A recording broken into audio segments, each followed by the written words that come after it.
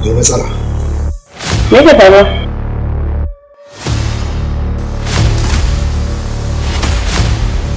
Still now sai da ta tabbata an rufe bankin. Ka yi amfani da damar da take a hannunka. Duk abin da baya hannunka labari ne. Idan kika sa wannan rigar, akwai wata sarauniya da ake cewa African Queen, sarauniyar Afirka kenan. To haka za ki zama a cikin wannan rigar. Za a sha kai. Amma kuma sai dai siyar ba mu da ko bandala. Abinda nake so da kai za ka saka mun mutanka. Zan aura.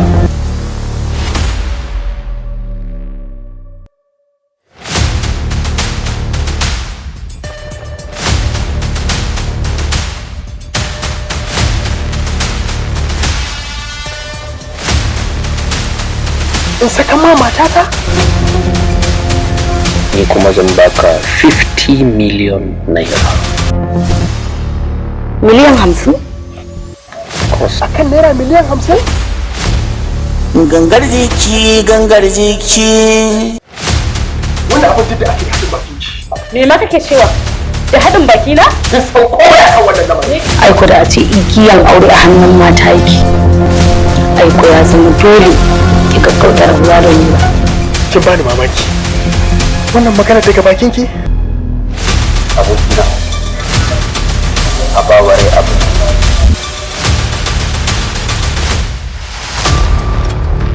Ka kyauta.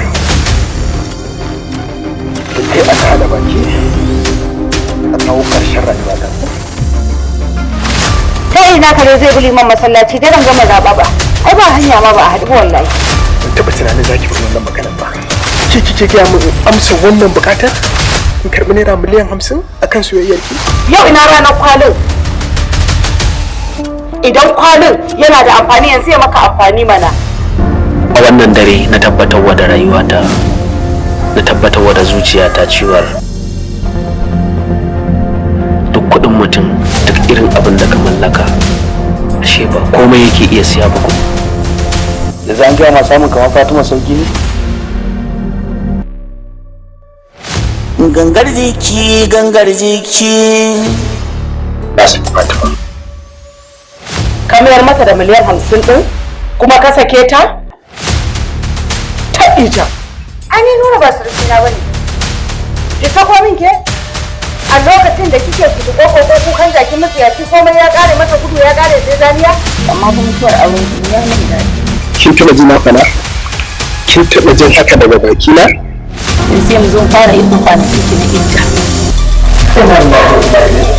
Za mu fara kawo muku wannan ƙayataccen shiri na gangar jiki a duk ranar Lahadi da misalin karfe 8 na dare a tashar Altahari TV. Ku danna subscribe ta da danna ƙararrawa domin sanar da ku da zarar mun ɗaura sabon shirin. Gangar jiki, gangar jiki.